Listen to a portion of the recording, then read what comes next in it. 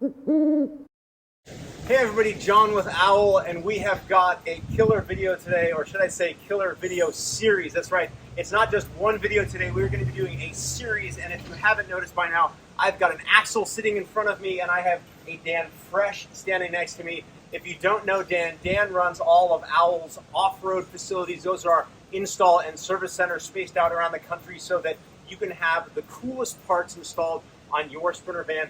And Dan, you're not just the kind of czar of Owl Off-Road. You've also done, you've turned a wheel or two in the dirt. You're a Baja 1000 winner, and give us some of your pedigree. You know, I've been involved in off-road racing for over 20 years. Been fortunate enough to win 5 Baja 1000s in different classes. Won King of the Hammers 4 times in the EMC class. So got a lot of off-road experience. So when you guys came to me and said, "Hey Dan, you know what? Let's start building a locker," or this is what we want to come up with. That's when you and I, we went back and forth for, I don't even remember how long it's been.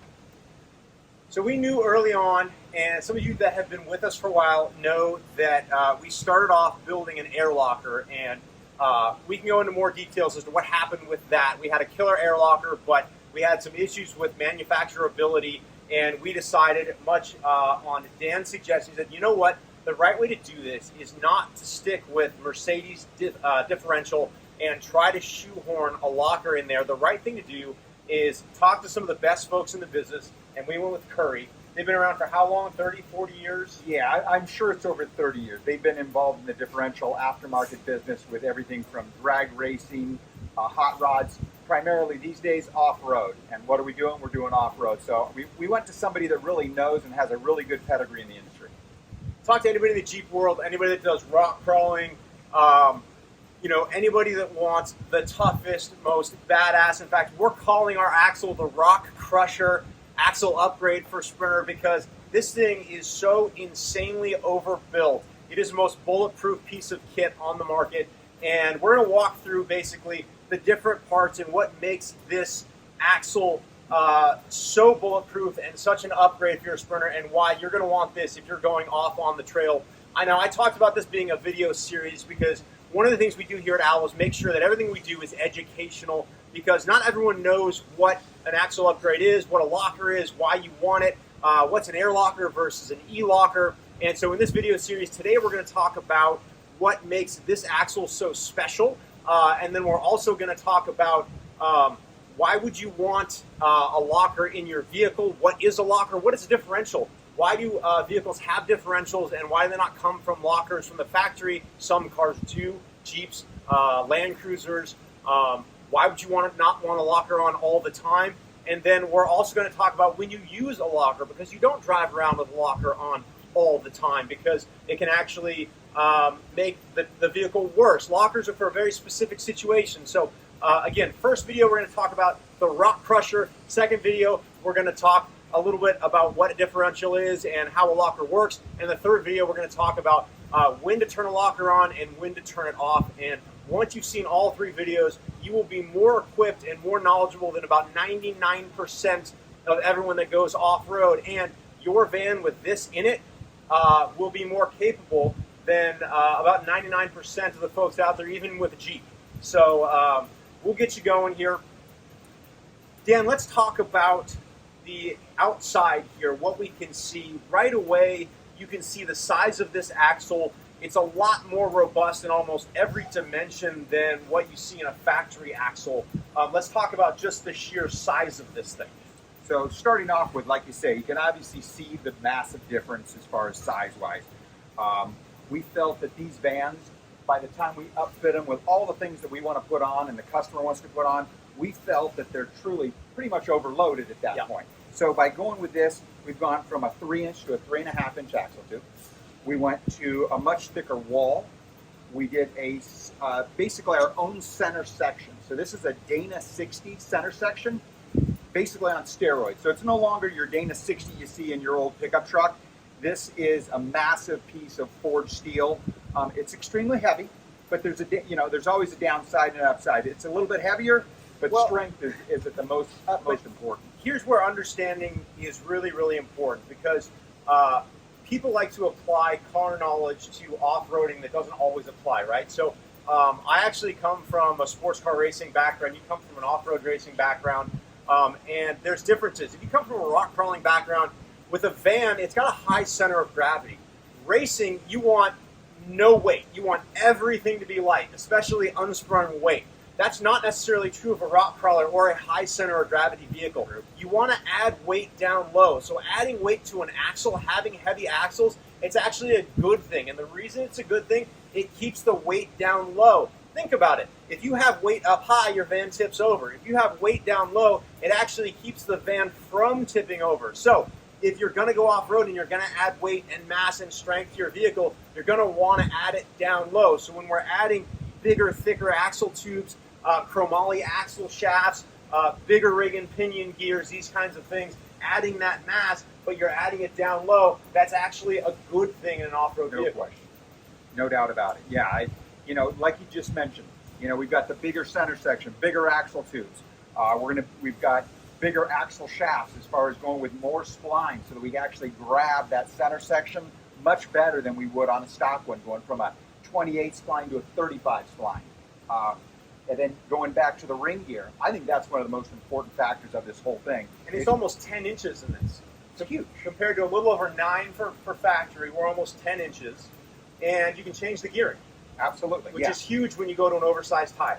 Well, most people that are going to build a van, especially going to be putting an axle in it, are probably not going to run a 245. They're probably going to go to a 265, a 285, possibly a 35-inch tall tire. But you can do all that with this and the power these puts out. It's no problem whatsoever going to almost a 10-inch ring gear. So when you go to a bigger tire, it's essentially the final gearing of a vehicle. Sprinter vans were essentially designed as commercial vehicles. They were designed to have small, high-efficient road-going tires so that you can deliver DHL packages. Well, when you throw a 35 onto a standard rear end of a Sprinter van, you're gearing it to the point where you push the throttle down and that thing is anemic. I know you've all felt it. Well, one of the first things people do when they put 35s on a Jeep is they re-gear it. It's common practice. Well, you can't really do that with a Sprinter van, but we do. We re-gear this. This comes with a 410. What that's going to do, it's going to make the van much snappier off the line. And we talk about turbo lag in these, so it takes a while for a turbo to spool up and build boost. But when you have proper gearing, it's like a bicycle. If you're stuck in the wrong gear and you have to pedal really, really, really, really fast right off the line, you're going nowhere. But if you're in the proper gear and you apply that torque to that pedal, your bike's going to come off the line much more easily. Well, the same is true of a Sprinter van. If you have the proper gearing in your rear end, as you start to apply gas to that throttle, the van's going to have forward motion before that boost kicks in. It gets rid of that hesitation where you push the throttle, nothing, wham, and all your spices and cabinets and everything goes flying. So that's why re-gearing these things is so important. And then I noticed you mentioned about the actual splines here. Now this is, what are we, 35 spline? 35 spline. Why does going to a higher spline count matter? Well, it's the same with a fine thread count on a bolt. When you have a, what's factory, 21, 27? The factory's 29 splines, so you're going up by 6 splines. So the reason that matters is a coarse thread bolt, you have to cut away more of the bolt to make a coarse thread. And the same is true here. If you have finer splines, you have to cut away less of the coarse shaft to add the spline. So you actually have more shaft that makes it stronger. Additionally, chromoly steel, much, much stronger than standard steel. So this is chromoly factory steel, or factory shaft is steel. And that matters. Why does that matter? Once you're using a locker, you're putting a massive amount of torque through those axle shafts. So the difference between going with just dropping a locker into a factory setup is you've still got those factory axle shafts. So now you're putting a massive amount of torque through factory steel axle shafts. They're the weak link. So when you're out on the trail, you might have a locker, but you're now running the risk of possibly having a failure somewhere else in the system where it wasn't designed for a locker. Curry designed this entire rock crusher axle system to work together with the e-locker inside and the axle shaft so that it's made to take the torque that you're running through it when you're off-road and when you engage the locker. I see wires here, Dan. Last time I checked, air doesn't run through wires. Talk to me about why factory OEMs have e-lockers and not air lockers. Simple answer, dependability. Let's face it, there's no mass-produced air lockers out there as far as for a Jeep or a Toyota or any of that type of stuff. Why? Because they don't want warranty concerns. The same thing that we don't want to do to our clients is send them out on the trail and have an air leak or something fail. Therefore, we've done the math, we figured it out. An e-locker system is way, way, way more dependable. Wires just simply run up into the cab. You have a switch up there. You turn it off and on. There's no air. There's no compressor. The failure points have gone down huge. So this, we feel, is just a way better system for our clients. It's a debate. A lot of people have debates. You can go on the forums. People have debates over air lockers, e-lockers. It's a debate that's gone on for a long time. The fact of the matter is, both are good. Both work. An air locker works, an e-locker works. Last time I checked, most people that have Sprinter vans are not going out every single weekend and using their locker. And that's where an e-locker has a massive advantage over an air locker. An air locker needs to be used very frequently to stay lubricated so you don't get seal leakage. An e-locker, the reason OEMs use e-lockers, like Dan just said, is because if your van sits for a few months at a time between using the locker, it's going to work no problem. Whereas an air locker can develop leaks over time. I don't know about you, my van sits sometimes 6 months at a time in between show season, or here in Arizona when it gets really hot, the van might sit inside for a while in between uses. So that's why we really, really like this e-locker setup. I'm trying to think anything else we haven't talked about on this setup. These super hard to see in a video, but just the beauty of all of the machine work. All of this is CNC machined steel. It's forged and then milled down so that it fits all of the factory setup. And what that means is this entire setup we designed it to come from Curry. It's dropped right into place. All the factory parts bolt directly up to this setup. It's already filled with fluid. It's got breather hoses. It's got bearings. This bolts right into the vehicle and it's ready to roll. So what does that mean? It means that you're not relying on some tech to open up a German engineered differential and shim it, put in the proper shims. Hopefully they lined everything up properly and then do a break-in period, and hopefully everything is done properly. Whereas this comes from Curry, they warranty it, we warranty it. The thing is bolt in so that when a shop does it, they don't need to get in there and do all the complicated stuff. They're undoing U-bolts and dropping in the entire system. So from that aspect, it's a really nice plug-and-play system. And I think only the last thing I want to talk about, which I can't really show you because I have one here, but I call it the potato chip diff cover.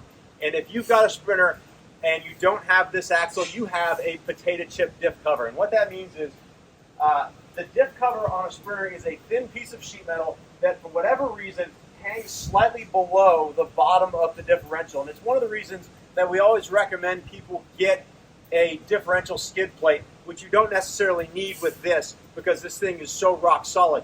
But with a factory Sprinter with that diff cover hanging down, if it hits a rock, it peels back and you lose all your diff fluid. Obviously not an issue with this because the diff cover does not hang lower, and we have a larger oil volume in the differential, which means it's going to run cooler. And anytime something runs cooler, it means everything's going to last longer. You're going to go longer between changing your differential fluid. All the gears are going to last longer. You're just going to have a more robust system. So hopefully we didn't talk too quickly and we got through all of the components that make the new Owl axle upgrade, rock crusher axle, such an incredible improvement to your van, is something we're so excited about. If you're interested in this, feel free to give our support a call. Jump on our website, give an Owl Off-Road a call, and they'll be happy to walk you through getting this on your van and hitting the trails. And don't forget to watch part 2 and part 3 if you want to understand more about how differentials work.